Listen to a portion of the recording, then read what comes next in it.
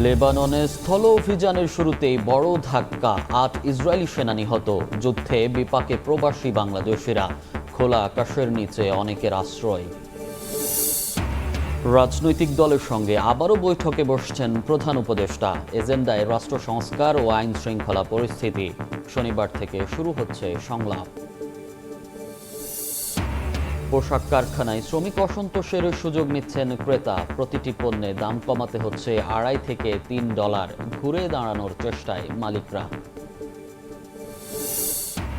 1.5 লাখ কোটি টাকা ব্যয়ের পরও লোকসান নিয়ে চলছে রেল। অধিকাংশ প্রকল্পই ছিল অপরিকল্পিত বলছেন বিশেষজ্ঞরা। ঢেলে সাজানোর পরামর্শ। এবং আমিরাতে আজ পর্দা উঠছে নারী টি-20 বিশ্বকাপের। স্কটল্যান্ডকে হারিয়ে প্রথম জয়ের আশায় টাইগ্রেস। মাইল ফলকের সামনে জ্যোতি নাহিদা।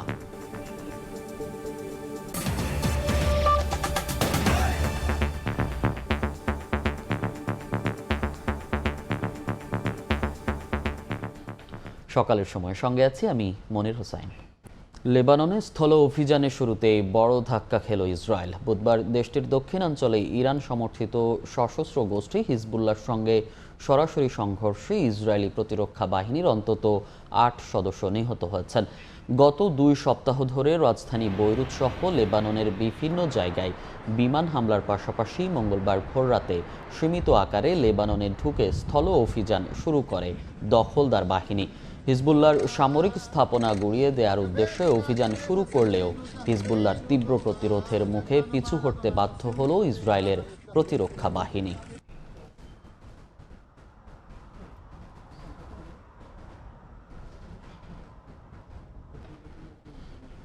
লেবাননে ইসরায়েলের অব্যাহত হামলায় বাড়িঘর ছেড়ে চরম মানবেতর দিন পার করছেন প্রবাসী বাংলাদেশিরা।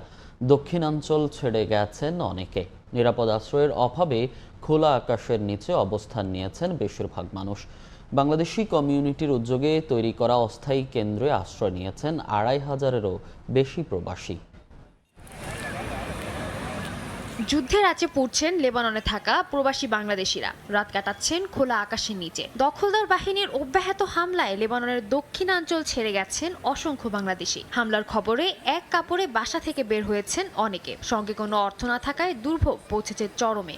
লেবাননে মানবিক সংগঠন যারা আছেন সবাই আশ্রয় কেন্দ্র খুলে সকলকে আশ্রয় দিয়েছেন এবং সকলেরই একটা দাবি অন্তর্বর্তী সরকারের কাছে যে কিভাবে বাংলাদেশে নেওয়া যায়। অন্তর্বর্তী সরকারের কাছে একটাই শীঘ্রই যাতে এদেরকে দেশে নেওয়ার ব্যবস্থা করে এবং এদেরকে যাতে একটু খাবার এবং থাকার জায়গা একটু ব্যবস্থা করে এটাই। এবং বাংলাদেশ ছাপারাও আমাদের এখানে আসছে দেখা করতে, তারা যতটুকু সম্ভব পারছে সহযোগিতা করছে। মহিলা শিশু বাচ্চা সহ আমরা প্রায় 3 শতাধিক বাঙালিকে আমরা আশ্রয় দেওয়া সক্ষম হয়েছি। এর ধারাবাহিকতা আমি আমাদের বিজনেস কমিউনিটি হেল্প করতেছেন। এর পাশাপাশি বাংলাদেশ ছাপারাও আমাদের হেল্প পাশে দাঁড়াইছেন। আমি বাংলাদেশ ছাপারার মাধ্যমে বাংলাদেশ ডক্টর ইউনূস স্যারের কাছে আকুল আবেদন করছি এই প্রবাসীদেরকে অতি দ্রুত যেন দেশে নিয়ে যায়। লেবাননের বিভিন্ন জায়গায় বাংলাদেশ কমিউনিটির ব্যক্তিগত উদ্যোগে অস্থায়ী আশ্রয় কেন্দ্র তৈরি করা হয়েছে, যেখানে অবস্থান করছে 2500-এরও বেশি প্রবাসী। তাদের থাকা খাওয়ার ব্যবস্থা সহ সব সহযোগিতা করছে কমিউনিটির সদস্যরা। প্রবাসীরা যারা আছে তারা কেউ অসহায় নয়, তারা কিন্তু বাংলাদেশে হাজার হাজার রেমিটেন্স পাঠিয়েছে। তো সেই উপলক্ষে আপনারা সবাই অন্তর্বর্তী যারা সরকার আছেন আপনাদের কাছে প্রবাসীদের একটা আবেদন যেন বিশেষ বিমানে বাংলাদেশে প্রেরণ করা হয় তাদেরকে। আমাদের সাধ্য মোতাবেক চেষ্টা করতেছি এই সকল অসহায় বাংলাদেশিদেরকে নিরাপদ আশ্রয় দেওয়া। তার ধারাবাহিকতায় এখানে একটি আশ্রয় কেন্দ্র আমরা পুনর্বাসন করেছি এবং তাদের থাকা বাসস্থান খুঁজছে এবং সরকারের সহযোগিতা কামনা করছি। এদিকে প্রবাসী বাংলাদেশিদের এই আশ্রয় কেন্দ্রগুলো পরিদর্শন করেন বৈরুত দূতাবাসের শ্রম সচিব আনোয়ার হোসেন। এ সময় যে কোনো জরুরি পরিস্থিতিতে প্রস্তুত থাকতে পরামর্শ দিয়েছেন তিনি। সাদিয়া তাসনিম, সময় সংবাদ। অন্য প্রসঙ্গ, শনিবার থেকে আবারও রাজনৈতিক দলগুলোর সঙ্গে সংলাপে বসছে অন্তর্বর্তী সরকার। রাষ্ট্র সংস্কারে গঠিত 6টি কমিশনের কাজের অগ্রগতি তুলে ধরা হবে সংলাপে। প্রধান উপদেষ্টা সহ উপদেষ্টা পরিষদের সদস্যরা সংলাপে অংশ নেবেন। বুধবার বিকেলে ফরেন সার্ভিস একাডেমিতে ব্রিফিংয়ে কথা জানিয়েছেন প্রধান উপদেষ্টার প্রেস সচিব। মোহাম্মদ ইউনূস ছাত্র জনতার তীব্র আন্দোলনের মুখে আগস্টের প্রথম ভাগে পতন ঘটে আওয়ামী লীগ সরকারের। এরপরই দেশ পরিচালনা এবং রাষ্ট্র সংস্কারের ব্রত নিয়ে গঠন হয় অন্তর্বর্তী সরকার। শপথ গ্রহণ করিতেছি যে ক্ষমতা গ্রহণের পরপরই ডক্টর মোহাম্মদ ইউনূসের নেতৃত্বাধীন সরকার একে একে আলোচনায় বসে রাজনৈতিক দলগুলোর সঙ্গে। আগস্ট এবং সেপ্টেম্বরে অনুষ্ঠিত সেসব সংলাপে উঠে আসে আগামীর প্রেক্ষাপট। রাষ্ট্র সংস্কারে গুরুত্ব দেয়া বর্তমান সরকার নির্বাচন ব্যবস্থা, বিচার বিভাগ, সংবিধান ঢেলে সাজানো সহ বহুমাত্রিক পরিবর্তনের লক্ষ্যে 6টি কমিশন গঠনের সিদ্ধান্ত নেয়। এরই মধ্যে সেসব কমিশন কাজও শুরু করেছে। আমি তো বলছি যে লক্ষ্য হচ্ছে সংস্কার কমিশনগুলোর কাজের অগ্রগতির বিষয়ে এবার নতুন করে রাজনৈতিক সংলাপের আয়োজন করতে যাচ্ছে সরকার। বুধবার সন্ধ্যায় ফরেন সার্ভিস একাডেমিতে ব্রিফিং করে এ তথ্য জানান প্রধান উপদেষ্টার প্রেস সচিব। 8 অগাস্ট ইন্টারিম গভর্নমেন্ট ফরমেশন হওয়ার পরের থেকে 2 দফা রাজনৈতিক দলগুলোর সাথে কাউন্সিল অফ অ্যাডভাইজারের মিটিং হয়েছে এবং এইটারই চলমান প্রক্রিয়ায় এই শনিবার থেকে আবার নতুন দফা আলোচনা শুরু হবে। দেশের প্রধান দলগুলোর সাথে আলোচনা হবে। সংলাপে আর কি উত্থাপিত হবে এমন প্রশ্নের জবাবে জানানো হয় দেশের আইন শৃঙ্খলা পরিস্থিতিও থাকবে আলোচ্য সূচিতে। কমিশনগুলো যেটা হয়েছে আপনারা জানেন 6টা কমিশন হয়েছে, এটার কাজের অগ্রগতি সম্পর্কে অবহিত করা হবে তাদেরকে এবং দেশের আইন শৃঙ্খলা বিষয়েও তাদের সাথে কথা হবে এবং তাদের পরামর্শ নেওয়া হবে। পরের সপ্তাহের শুরু থেকেই পূর্ণাঙ্গ সংস্কার কমিশনগুলো কার্যকর পদক্ষেপ নেওয়া শুরু করবে বলেও প্রত্যাশা প্রধান উপদেষ্টার প্রেস সচিবের। আসিফ মোহাম্মদ সিয়াম, সময় সংবাদ, ঢাকা। বৈষম্য বিরোধী ছাত্র আন্দোলনে আহত 91 জনকে 76 লাখ টাকা অনুদান দিয়েছে জুলাই শহীদ স্মৃতি ফাউন্ডেশন। রাতে সম্মিলিত সামরিক হাসপাতালে আহত শিক্ষার্থীদের খোঁজ নিতে যান সমাজ কল্যাণ এবং মহিলা ও শিশু বিষয়ক মন্ত্রণালয়ের উপদেষ্টা শারমিন এম মুর্শিদ। এ সময় 9 শিক্ষার্থীর হাতে চেক তুলে দেন তিনি। বাকি 82 জনকে বিকাশের মাধ্যমে অনুদান পৌঁছে দেয়া হবে। উপদেষ্টা বলেন, আহতরা যাতে কর্মজীবনে ফিরে যেতে পারেন সেজন্য সর্বোচ্চ চেষ্টা করা হচ্ছে। এছাড়া যেসব শিক্ষার্থীর অবস্থা গুরুতর তাদের উন্নত চিকিৎসার জন্য বিদেশে পাঠানোর পরিকল্পনা রয়েছে। এ সময় জুলাই স্মৃতি ফাউন্ডেশনের সাধারণ সম্পাদক মীর মাহবুবুর রহমান স্নিগ্ধ জানান, আহতদের পূর্ণাঙ্গ তালিকা এখনও তৈরি হয়নি। তালিকা শেষ হলে সবাইকে সাধ্যমতো সহায়তা করা হবে। এখনো পরিপূর্ণ আহতদের লিস্টটা কমপ্লিট হয়নি, এখনো এটা নিয়ে কাজ চলতেছে। তো আমরা এখন যেটা করতেছি, আমরা বিভিন্ন হসপিটালগুলোতে যাচ্ছি এবং হসপিটালগুলো থেকে আমরা লিস্টগুলো কালেক্ট করতেছি ম্যানুয়ালি। আমরা এখানে 9 জনকে হাতে হাতে টাকাটা দিলাম, দিয়ে একটা উদ্বোধন করে আমরা বাকি 82 জনকে বিকাশের মাধ্যমে পাঠাচ্ছি। কারো কারো ক্ষেত্রে এমনই জটিল অবস্থা হতে পারে এবং হয়েছে, তাদেরকে বিদেশে পাঠিয়ে চিকিৎসা করার ভাবনাটা যেমন আছে তেমনি ঘটনাটাও ঘটানো হচ্ছে। শ্রমিক অসন্তোষের জেরে বাংলাদেশ থেকে বিদেশি ক্রেতারা এবার কম দামে পণ্য কেনার চেষ্টা করছে বলে অভিযোগ করেছেন গার্মেন্টস মালিকরা। জগার প্যান্ট, নিট জ্যাকেটের মতো প্রতিটি পণ্যে কমানো হচ্ছে 2.5 থেকে 3 মার্কিন ডলার।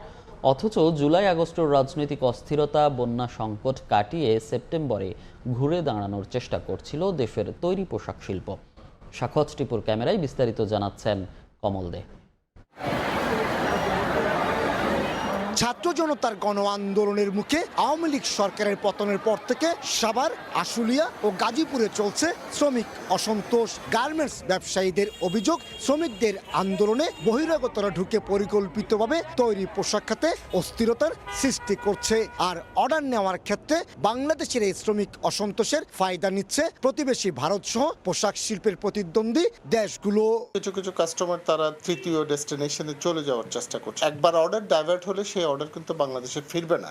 এতে করে সবচেয়ে দুর্ভাগ্যজনক দিক হবে আমাদের বিপুল একটা শ্রমিক গোষ্ঠীর কর্মসংস্থানের জায়গাটা নষ্ট হবে। নানামুখী সংকটে অনেকটা কম দামে তৈরি পোশাকের অর্ডার নিতে বাধ্য হচ্ছেন গার্মেন্টস মালিকেরা।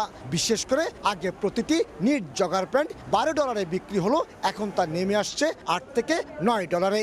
একইভাবে jacket $12, yoga pant $8, T shirt $3.5 এবং শর্টস $7.5 রপ্তানি হচ্ছে। মিনিমাম 25% কম সিএম অফার করছে বাইরা। এটি গ্লোবাল ডিমান্ড কমে যাওয়া প্লাস আমাদের যে ম্যানুফ্যাকচারিং ইউনিটগুলো আছে তাদের পর্যাপ্ত অর্ডার না থাকায় আমরা কম প্রাইসে এই অর্ডার নিতে বাধ্য হচ্ছি, ভয়ানক প্রতিযোগিতার সম্মুখীন হচ্ছি এবং এই প্রাইসে কাজটা আসলে কন্টিনিউ করা আমাদের জন্য খুব দুরূহ হয়ে পড়ছে।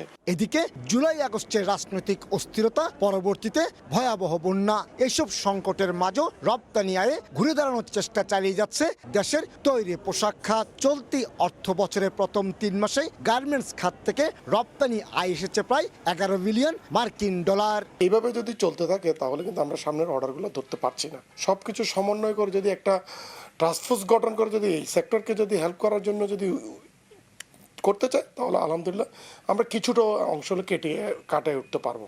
ঢাকা, সাভার, গাজীপুর, নারায়ণগঞ্জ এবং চট্টগ্রামে গার্মেন্টস রয়েছে 2564টি।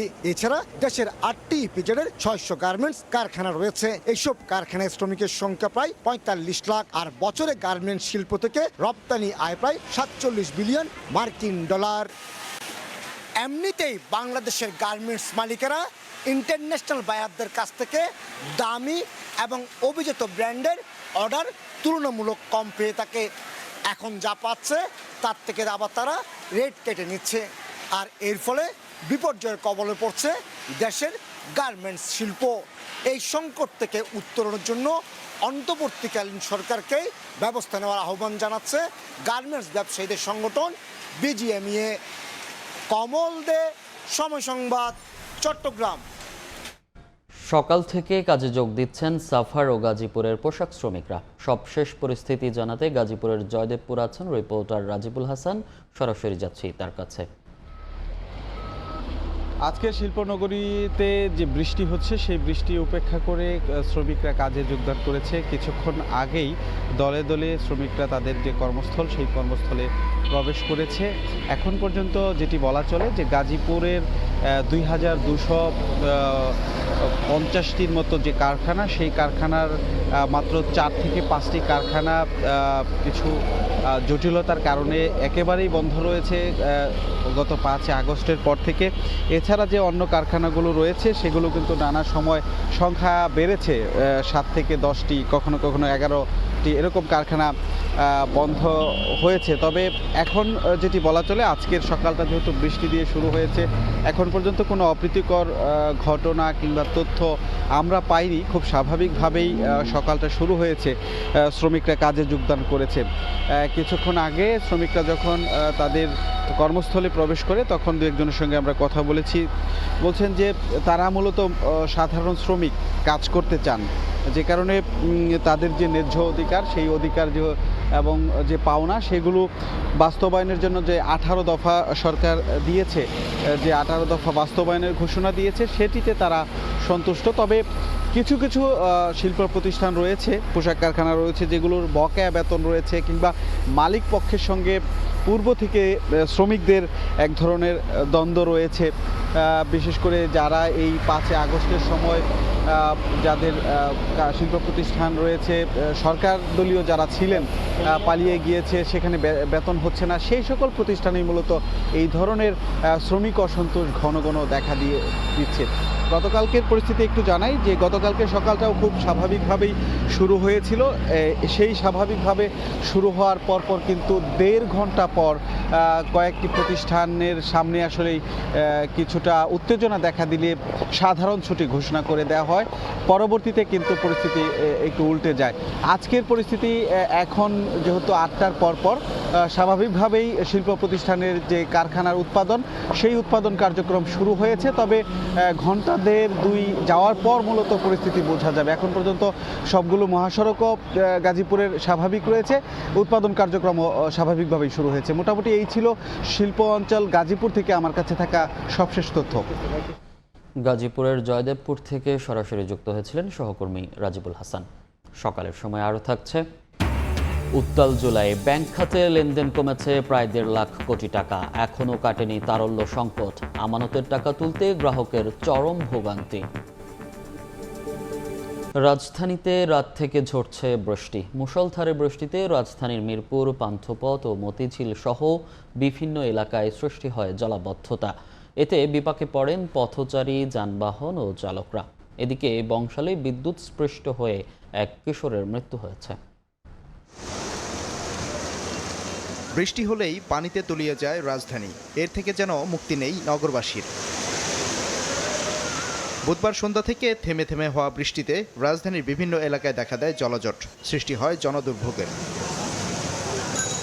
অল্প বৃষ্টিতেই পান্থপথে জমে যায় হাঁটু সমান পানি, যানবাহনের চাকা অর্ধেকের বেশি ডুবে যায়। মিরপুর, মতিঝিল, ধানমন্ডি সহ আশপাশের এলাকার একই চিত্র।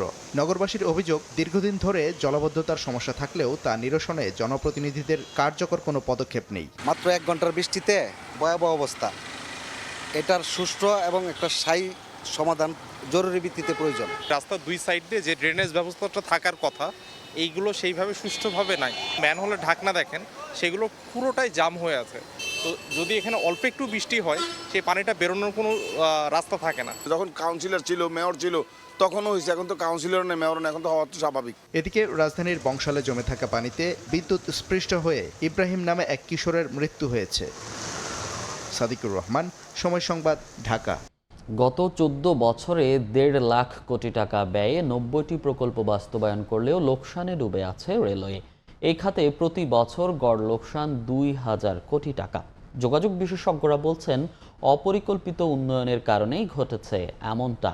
এজন্য মহাপরিকল্পনাকে ঢেলে সাজানোর পরামর্শ তাদের। নতুন রেল সচিবও বলছেন, শুধু অর্থ খরচের জন্য নেওয়া অপ্রয়োজনীয় প্রকল্প বাদ দেবেন তারা। মৃতপ্রায় রেলকে উজ্জীবিত করতে 2 দফায় 30 বছর মেয়াদী মহাপরিকল্পনা হাতে নেয় আওয়ামী লীগ সরকার। এ সময় রেলের বিনিয়োগ ছাড়াই অতীতের সব রেকর্ড। গত 14 বছরে বাস্তবায়িত হয় 90টি প্রকল্প, যাতে খরচ হয় 1.5 লাখ কোটি টাকা। এরপরও 75% মেয়াদ উত্তীর্ণ ইঞ্জিন, 60% ঝুঁকিপূর্ণ রেল লাইন, কোচ সংকট আর লোকসান নিয়ে চলছে রাষ্ট্রীয় এই প্রতিষ্ঠান। যোগাযোগ বিশেষজ্ঞরা বলছেন, বাস্তবায়ন হওয়া অধিকাংশ প্রকল্পেরই উপযোগিতা নেই। এর সাথে একমত নতুন রেল সচিবও। সুন্দর সুন্দর কথা বলে প্রকল্পগুলো নিয়েছি এবং যে মাত্রায় আসলে এটার রিটার্ন পাওয়ার কথা, সুবিধা পাওয়ার কথা, পুরোপুরি কিন্তু এখন আমরা পাচ্ছি না। যাত্রী বান্ধব হওয়ার জন্য যেভাবে পরিকল্পনাগুলি নেওয়ার দরকার ছিল, সেখানে কিছু সীমাবদ্ধতা আছে। পরীক্ষা করা হয়নি প্রপারলি এক্সামিন না করেই প্রকল্প এক্সপ্যান্ড করা হয়েছে। মহাপরিকল্পনার অংশ হিসেবে 2045 সালের মধ্যে ভোলা বাদে সব জেলাতে করা হবে রেল লাইন সম্প্রসারণ। বিদ্যমান সকল মিটার গেজ লাইনকে ডুয়েল গেজে রূপান্তর করা হবে। অন্যদিকে 4500 কোচ আর 5000 ওয়াগন কেনার পরিকল্পনা রেলের। যোগাযোগ বিশেষজ্ঞরা বলছেন, এগুলো বাস্তবায়ন করতে শুধু অবকাঠামোগত উন্নয়নকেই প্রাধান্য দেওয়া হয়েছে। আধুনিক রেল ব্যবস্থা গড়তে মহাপরিকল্পনা সংস্কারের দাবি তাদের। বিনিয়োগটা অনেক ভারী শুধু অবকাঠামোর পিছনে, কিন্তু রেল পরিচালনা করার জন্য আধুনিকায়নের প্রয়োজন আছে। এখানে প্রযুক্তি নির্ভরশীলতার প্রয়োজনীয়তা আছে। এই জিনিসগুলি এখানে আমার মহাপরিকল্পনার সাথে সংযোজন করতে হবে। মাস্টার প্ল্যানটা আবার রিভিজিট করে এটা সংস্কার করতে হবে। মাস্টার প্ল্যান অনুযায়ী যে আমার ডেভেলপমেন্ট পরিকল্পনাটা আমি এগিয়ে নিতে পারলাম না, এইগুলোকে আর একটু কীভাবে এই গ্যাপ আইডেন্টিফাই করে আমি আর একটু আপডেট করতে পারি, সেই পরিকল্পনা আমাদের এই মুহূর্তে আছে। মহাপরিকল্পনার অংশ হিসেবে এই মুহূর্তে রেলে 29টি প্রকল্প চলমান, যার খরচ ধরা হয়েছে 1,38,000 কোটি টাকা। নাজমুস সালেহী, সময় সংবাদ, ঢাকা। একদিকে ইন্টারনেট বন্ধ, অন্যদিকে কারফিউ, সব মিলিয়ে ছাত্র আন্দোলনের সময় উত্তাল জুলাইয়ে ব্যাংক খাতে লেনদেন কমেছে প্রায় 1.5 লাখ কোটি টাকা। এদিকে আগস্ট থেকে শুরু হওয়া তীব্র তারল্য সংকট এখনও বিরাজমান। আমানতের টাকা তুলতে ভোগান্তিতে পড়ছেন গ্রাহকরা। বিস্তারিত মহির মারুফের রিপোর্ট। ছাত্র জনতার আন্দোলনের সময় জুলাই মাসে সৃষ্ট ব্যাংক খাতের অচলাবস্থা এবং চলমান তারল্য সংকটে কমেছে লেনদেন। সর্বশেষ জুলাই মাসের হিসাব থেকে দেখা যায়, এক মাসে ব্যাংকিং মাধ্যমে লেনদেন কমে 1,47,347 কোটি টাকা। বাংলাদেশ ব্যাংকের পরিসংখ্যান বলছে, জুলাই মাসে ব্যাংকিং চ্যানেলের লেনদেন জুন মাসের তুলনায় প্রায় 21% কম ছিল। বিশেষ করে চেকের মাধ্যমে লেনদেনের পরিমাণ কমেছে উল্লেখযোগ্য হারে। ছাত্র আন্দোলন দমাতে হাসিনা সরকারের সিদ্ধান্তে টানা 10 দিন ইন্টারনেট বন্ধ থাকায় সরাসরি প্রভাব পড়েছে ডিজিটাল লেনদেনেও। এছাড়া ডেবিট এবং ক্রেডিট কার্ডের মাধ্যমেও কমেছে লেনদেন। জুলাইতে ডেবিট কার্ডে লেনদেন কমেছে প্রায় 22 এবং ক্রেডিট কার্ডে প্রায় 15%। এদিকে আগস্ট থেকে শুরু হওয়া তারল্য সংকট এসে ঠেকেছে অক্টোবরে। এখনো বেশিরভাগ দুর্বল ব্যাংকগুলোতে লেনদেন চলছে ঢিমে তালে। কোনো ব্যাংকে 10,000 টাকা তুলতেও পোহাতে হচ্ছে ভোগান্তি। গ্রাহকদের রোষানল থেকে বাঁচতে গেট লাগিয়ে চালাতে হচ্ছে ব্যাংকিং কার্যক্রম। বাংলাদেশ সাপোর্ট না পাওয়ায় দেওয়া খুব কষ্ট হচ্ছে। তারপর যদি সম্ভব হয় কিছু মানে 5,000 10,000 এইভাবে যদি সম্ভব পারি আর কি, সেভাবে মানে বড় ধরনের কিছু দেওয়া আমাদের হচ্ছে না। ব্যাংক খাতে লেনদেন স্বাভাবিক করতে দুর্বল ব্যাংকগুলোকে সবল ব্যাংক থেকে টাকা ধার নেয়ার ব্যবস্থা করেছে কেন্দ্রীয় ব্যাংক। দ্রুত তারল্য সহায়তা দেয়া না হলে ব্যাংক খাতের লেনদেনে গ্রাহকদের আস্থা কমবে বলে শঙ্কা ব্যাংকারদের। সাম্প্রতিক বছরগুলোতে ব্যাংকিং সেক্টরে যে লুটপাটের ঘটনা ঘটেছে, যে দুর্বৃত্তায়ন হয়েছে, দুনিয়ার ইতিহাসে এই ধরনের দুর্বৃত্তায়নের দ্বিতীয় নজির নাই। আমাদের এখানে প্রায় ধরেন 30 লাখ গ্রাহকের সমস্ত ডিপোজিট গিয়ে জমা হয়েছে 200 লোকের কাছে। ডিপোজিটরদের আস্থা যদি ঠিক থাকে তাহলে আমাদের কাছে ডিপোজিট ঘুরে আসবে, লক্ষ লক্ষ মানুষ আমাদের সাথে যোগ দেবেন এবং এই সম্পদ ধারণ করার জন্য এখানে একটা যোগ্য জনশক্তি আছে। তবে এসব শঙ্কার মধ্যে রয়েছে সম্ভাবনার হাতছানি। কেন্দ্রীয় ব্যাংকের কাঠামোগত সিদ্ধান্ত কার্যকর হলে ব্যাংক খাতে দৃশ্যমান সুফল আসবে বলে মনে করেন খাত সংশ্লিষ্টরা। মহির মারুফ, সময় সংবাদ, ঢাকা। 5 আগস্ট দেশের রাজনৈতিক পট পরিবর্তনের পর আত্মগোপনে বাগেরহাটের খাদ্য বিভাগের বেশিরভাগ ডিলার। এতে ওএমএস-এর পণ্য বিক্রি নিয়ে সৃষ্টি হয়েছে জটিলতা। একটি স্থান থেকে বিক্রি করায় ভোগান্তিতে পৌরবাসী, এমনকি চাহিদা অনুযায়ী পণ্য মিলছে না বলেও অভিযোগ উঠেছে। কর্তৃপক্ষ বলছে নতুন নীতিমালা হলেই সমাধান হবে সব সংকটের। আলী আকবর টুটুলের পাঠানো তথ্য, আমিনুল ইসলামের ছবি নিয়ে রিপোর্ট।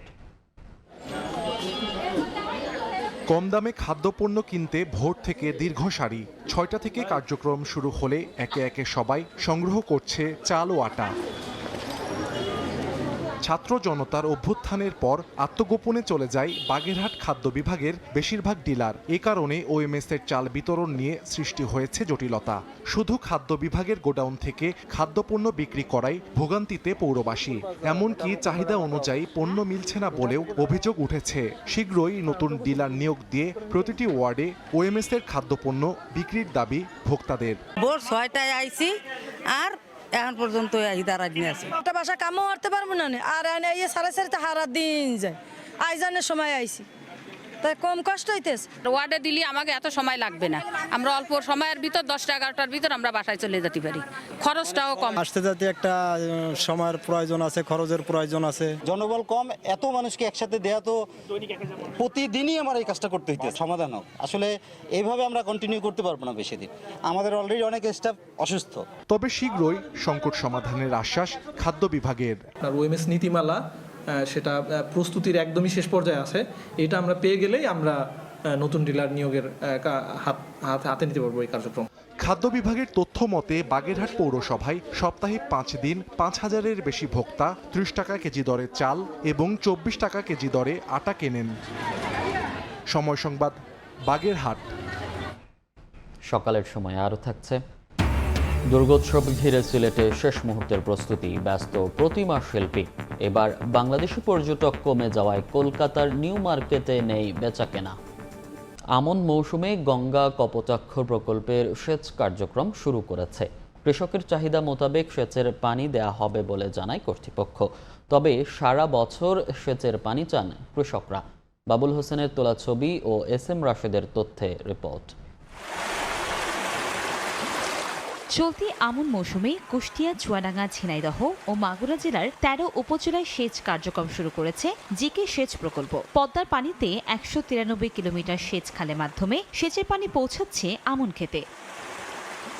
কৃষকের চাহিদা অনুযায়ী 2184টি সুইচ কেটে পানি সরবরাহ নিয়ন্ত্রণ করছে।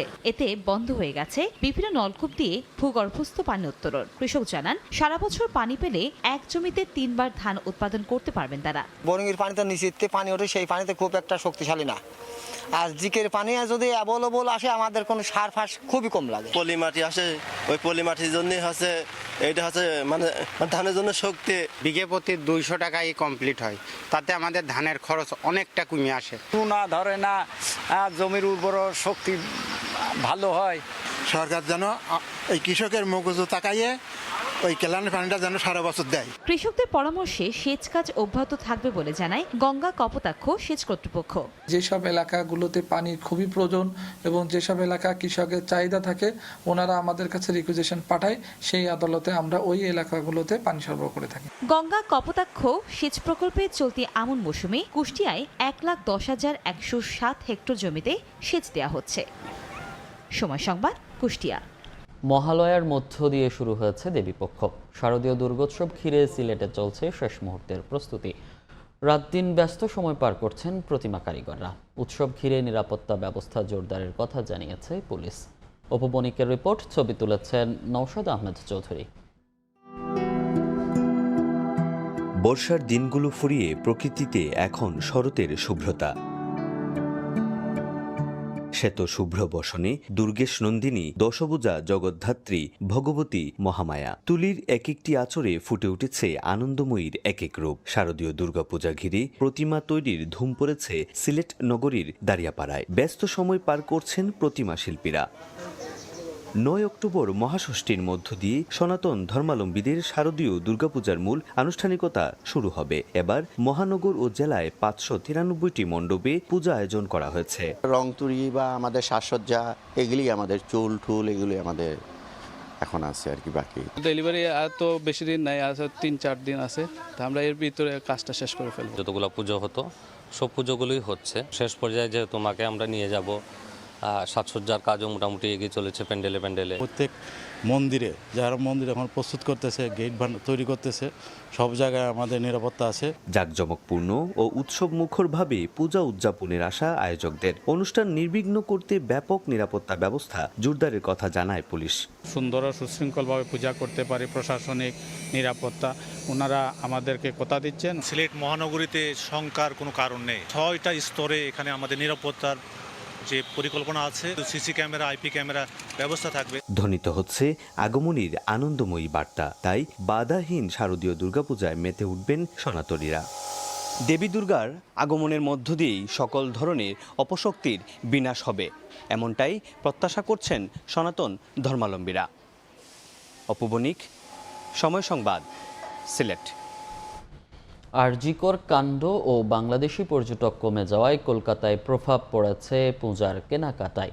মহালয়ার পর থেকে পশ্চিমবঙ্গ জুড়ে শুরু হয় দুর্গাপূজার কেনাকাটা। তবে এবার কলকাতার নিউ মার্কেট এলাকায় নেই তেমন ব্যস্ততা। পূজার ব্যবসায় বড় সড় ধাক্কা খাচ্ছেন ব্যবসায়ীরা। বিস্তারিত জানাচ্ছেন সুব্রত আচার্য, ছবি তুলেছেন বিশ্বজিৎ দাস। বুধবার ভোর থেকেই শুরু হয় দেবীপক্ষ। মা দুর্গা আসার আগে এই মুহূর্তে নতুন জামা কাপড় কেনার ধুম পড়ে যায় পশ্চিমবঙ্গে। রাস্তাঘাট, দোকানে বাড়তে থাকে ক্রেতাদের ভিড়। তবে এবার পূজার বাজারে চিত্র ভিন্ন। গতবারের তুলনায় ভিড় কম, বিক্রিতেও তেমন ছন্দ নেই বলে জানান বিক্রেতারা। তাদের দাবি, আরজিকর কাণ্ডের প্রতিবাদে প্রভাব পড়েছে বাজারে। বাংলাদেশি পর্যটক কমে যাওয়ায় ভাটা পড়েছে বিক্রিতে। বাংলাদেশি না আসাতে লোকাল কিছু আমাদের এখন বিয়ে বাড়ি আছে, সামনে পুজো আছে, তো লোকাল যারা আসছে একটু ওদের এটা প্রভাবটা আছে। শপিং এবারে খুব একটা করিনি, কারণ আমরা তো জাস্টিস ফর আরজিকরের মধ্যে রয়েছি। শপিং খুব একটা করিনি। এই টুকটাক যাদের না দিলেই নয় সেরকম 2-1জনের জন্য কেনা। যাকে না দিলে নয় তাকেই দেওয়া। আর মা আসছেন, মাকে তো আমরা একটা দিই পুজোতে, ব্যাস এইটুকুই। এখন আমাদের একটাই চিন্তা, আমাদের জাস্টিস চাই, আর কিচ্ছু চাই না। এবং মা আসছেন, আশা করি আমরা সেখানে সফল হব। কলকাতার নিউ মার্কেট এলাকার লাভ লোকসানের একটি বড় অংশ নির্ভর করে বাংলাদেশ থেকে আসা পর্যটকদের ওপর। তবে সম্প্রতি বাংলাদেশের জন্য ভিসা নীতি কঠিন করেছে দিল্লি। এতে গত 2 মাস ধরে কমেছে পর্যটকের সংখ্যা। যারাও আসছেন তারাও টাকার দাম পড়ে যাওয়ায় নামমাত্র কেনাকাটা করে ফিরছেন নিজ দেশে। গত বছর এই পুজোয় ব্যবসা হয়েছিল প্রায় 50,000 কোটি টাকা। ভাবতে পারেন শুধু পুজোকে ঘিরে বাঙালির এই পার্বণ অর্থনীতিতে কতটা ইতিবাচক প্রভাব ফেলে। তবে এবার 180 ডিগ্রি ঘুরে গিয়েছে বাস্তবতা। একদিকে বাংলাদেশের চলমান অস্থিরতার কারণে সরাসরি প্রভাব পড়েছে নিউ মার্কেটের অর্থনীতিতে, অন্যদিকে পশ্চিমবঙ্গে আরজিকর কাণ্ড নিয়ে প্রতিবাদে অনেকেই এবার ন্যূনতম শপিং করছেন। আর তার ফলশ্রুতিতে এই অর্থনীতিতে বড়সড় ধাক্কা। কলকাতার নিউ মার্কেট এলাকা থেকে সুব্রত আচার্য, সময় সংবাদ। ইসরায়েলে চালানো ইরানের নজিরবিহীন হামলায় থমথমে মধ্যপ্রাচ্য। লেবানন থেকে নিজ দেশের নাগরিকদের সরিয়ে নিতে উঠে পড়ে লেগেছে যুক্তরাষ্ট্র, যুক্তরাজ্য সহ ইউরোপের বিভিন্ন দেশ। এদিকে হামলাকে কেন্দ্র করে ফ্লাইট বাতিলের হিড়িক পড়েছে ইরানে। ইসরায়েলে নজিরবিহীন হামলার জেরে উত্তপ্ত মধ্যপ্রাচ্যের পরিস্থিতি। যে কোনো সময় যুদ্ধ বেঁধে যাওয়ার আশঙ্কায় লেবানন থেকে নিজ বাসিন্দাদের সরিয়ে নিচ্ছে বিশ্বের বিভিন্ন দেশ। বৈরুতের দূতাবাস থেকে কূটনৈতিক কর্মী কমিয়ে নিরাপত্তা বাহিনী বাড়িয়েছে ইতালি। একই পথে হাঁটছে পোল্যান্ডও। নিজ বাসিন্দাদের লেবানন ছাড়তে পরিবহন ব্যবস্থার কথা জানিয়েছে Warsaw.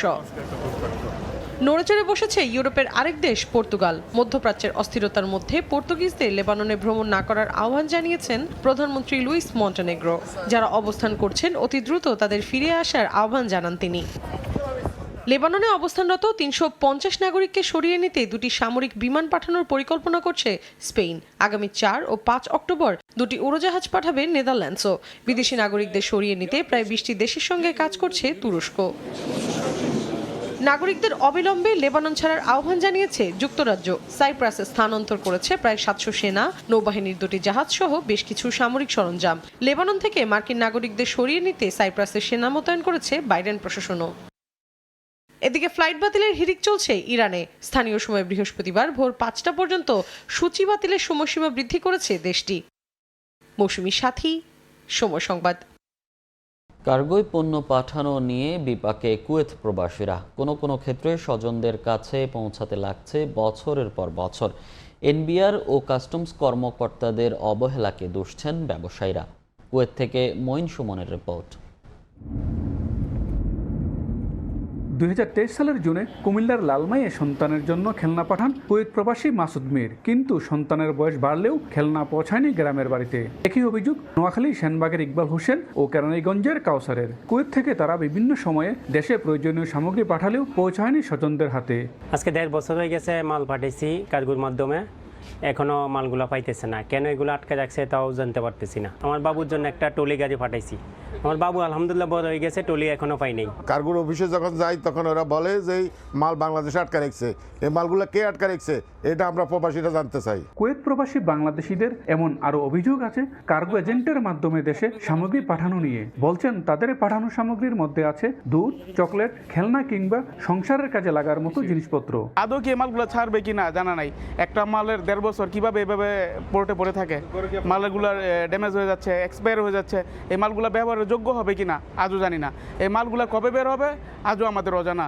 Air and C cargo ব্যবসায়ীরা বলছেন গত বছরের জুন থেকে কেবল চট্টগ্রাম বন্দরেই আটকে আছে কুয়েত প্রবাসীদের পাঠানো পণ্যবাহী প্রায় 100 কন্টেনার, আর ঢাকায় 8টি।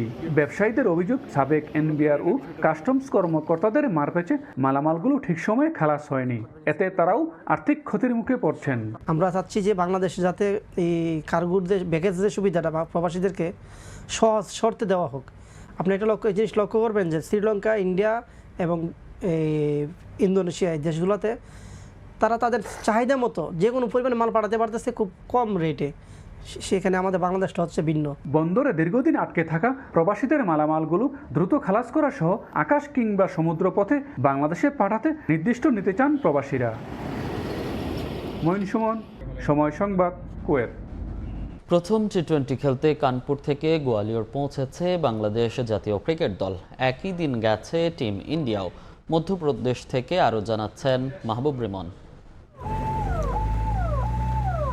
বিমানবন্দরে কড়া নিরাপত্তা, মুহুর্মুহু সাইরেন, রানওয়ে থেকে সরাসরি টিম বাসে। গেট দিয়ে বাংলাদেশ দলকে বের করার ঝুঁকি নেয়নি নিরাপত্তার দায়িত্বে থাকা সংস্থা। গাড়িবহর দ্রুত গতিতে ছুটল হোটেলের পথে। ভারতে এর আগেও বহুবার খেলতে এসেছে বাংলাদেশ দল, তবে পরিবর্তিত পরিস্থিতিতে এবার ভিন্ন আবহ। চেন্নাই কিংবা কানপুরেও ছিল নিরাপত্তার চাদরে ঢাকা, তবে গোয়ালিয়র যেন ছাড়িয়ে গেল ওই দুই শহরকেও। কারণ ভারত বাংলাদেশ সিরিজ বাতিলের প্রথম দাবি যে উঠেছে এই শহরেই। ম্যাচটির দিন যে হরতাল ডেকেছে অখিল ভারত হিন্দু মহাসভা। আনুষ্ঠানিকভাবে সাকিব পরবর্তী টি-20 যুগের প্রথম সিরিজ। ঢাকা থেকে মঙ্গলবার দিল্লি আসা দলের 10 সদস্যের সঙ্গে এদিন যোগ দিলেন টেস্ট স্কোয়াড থেকে টি-20 দলে জায়গা করে নেওয়া বাকি 5 জন। একই বিমানে ছিলেন ভারতীয় দলের সদস্যরাও, তবে যারা টেস্টে না থেকে শুধু টি-20 স্কোয়াডে আছেন তারা এসেছেন সকাল 11টা নাগাদ। সবার আগে লেগে রবি বিষ্ণই, এরপর একে একে রিঙ্কু সিং, রিয়ান পরাগ, মায়াঙ্ক যাদব, ওয়াশিংটন সুন্দর, সূর্যকুমার যাদব আর হার্দিক পান্ডিয়া এলেন ভিন্ন ফ্লাইটে। গোয়ালিয়রে এসেছেন তামিম ইকবালও, চলতি সিরিজে যিনি আছেন ধারাভাষ্যকারের দায়িত্বে। তবে ক্রিকেট থেকে সাময়িক নির্বাসনে গেলেও এই বাঁহাতি ওপেনারের খ্যাতি যে এতটুকুও কমেনি তা বোঝা গেল ভিন দেশে এমন সেলফি শিকারীর আবদারে। রোববার 3 ম্যাচ সিরিজের প্রথম টি-20। চেন্নাই হয়ে কানপুর সাদা পোশাকে ব্যর্থতার ফিরিস্তি দীর্ঘ থেকে হয়েছে আরও দীর্ঘ। তবে নতুন ভেন্যু, নতুন ফরম্যাট, টি-20তে সাকিব পরবর্তী যুগের যাত্রা আর 2026 বিশ্বকাপকে সামনে রেখে পরিকল্পনা, যার ইতিবাচক শুরুটা হোকেই গোয়ালিয়রেই। মাহবুব রিমন, সময় সংবাদ, গোয়ালিয়র, মধ্যপ্রদেশ, ভারত। সকালের সময়ের শীর্ষ সংবাদগুলো জানিয়ে দিচ্ছি আরেকবার। রাজনৈতিক দলের সঙ্গে আবারও বৈঠকে বসছেন প্রধান উপদেষ্টা। এজেন্ডায় রাষ্ট্র সংস্কার ও আইন শৃঙ্খলা পরিস্থিতি। শনিবার থেকে শুরু হচ্ছে সংলাপ। এবং পোশাক কারখানায় শ্রমিক অসন্তোষের সুযোগ নিচ্ছে ক্রেতা। প্রতিটি পণ্যের দাম কমাতে হচ্ছে $2.5 থেকে $3, ঘুরে দাঁড়ানোর চেষ্টায় মালিকরা।